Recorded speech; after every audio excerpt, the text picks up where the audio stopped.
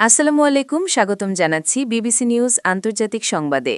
শুরুতেই সংবাদ শিরোনাম, এরপর বিস্তারিত। হরমুজে যুদ্ধজাহাজে হামলার ইরানি দাবি, যা বলছে যুক্তরাষ্ট্র। হরমুজ প্রণালীতে মার্কিন যুদ্ধজাহাজে ইরানের ক্ষেপণাস্ত্র হামলা।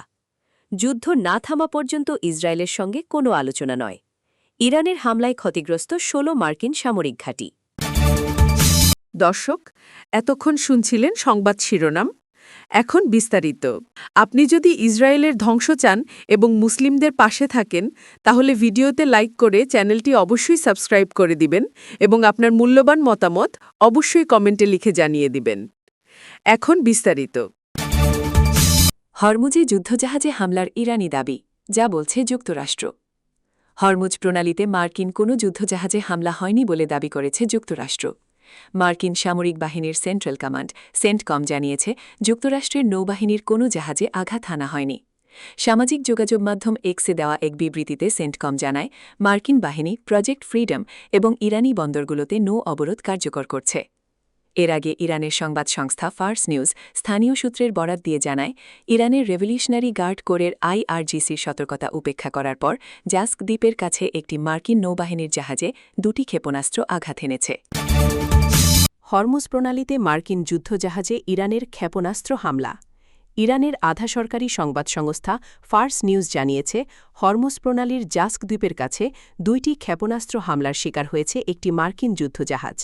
স্থানীয় সূত্রের বারাত দিয়ে সংবাদ মাধ্যমটি জানিয়েছে, ইরানি বিপ্লবী গার্ড বাহিনী IRGCর থামার নির্দেশ উপেক্ষা করায় জাহাজটিতে এই হামলা চালানো হয়।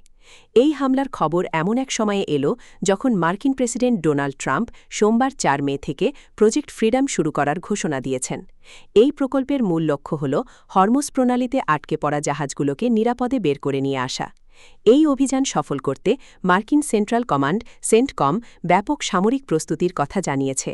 তারা এই কার্যক্রমে প্রায় 15,000 সামরিক সদস্য মোতায়েন করার পাশাপাশি 100টিরও বেশি যুদ্ধবিমান, ড্রোন এবং বেশ কয়েকটি যুদ্ধজাহাজ ব্যবহারের পরিকল্পনা হাতে নিয়েছে।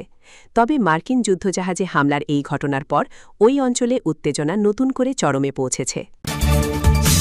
যুদ্ধ না থামা পর্যন্ত ইসরায়েলের সঙ্গে কোনো আলোচনা নয়। লেবাননের পার্লামেন্ট স্পিকার নাবিহ বেরি সাফ জানিয়ে দিয়েছেন যে দক্ষিণ লেবাননে ইসরায়েলি হামলা অব্যাহত থাকা অবস্থায় তাদের সঙ্গে কোনো ধরনের আলোচনা সম্ভব নয়। যুদ্ধবিরতি ঘোষণা সত্ত্বেও ইসরায়েল ক্রমাগত আক্রমণ চালিয়ে যাচ্ছে উল্লেখ করে তিনি বলেন, আলোচনার প্রাথমিক শর্তই হতে হবে এই হামলা বন্ধ করা।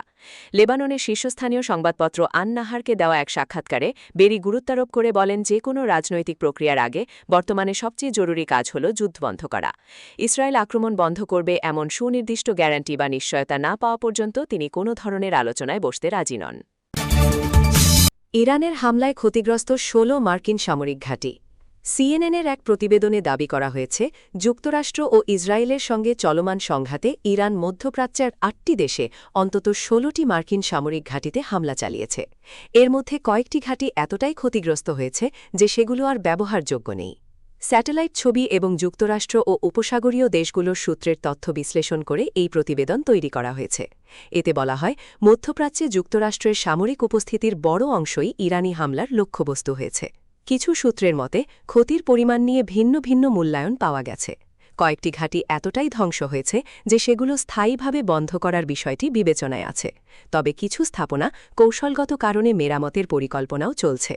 স্যাটেলাইট চিত্রে আরও দেখা যায়, ইরানের হামলার প্রধান লক্ষ্য ছিল উন্নত রাডার ব্যবস্থা, যোগাযোগ প্রযুক্তি এবং যুদ্ধবিমান। এসব সরঞ্জাম অত্যন্ত ব্যয়বহুল এবং দ্রুত প্রতিস্থাপন করা কঠিন।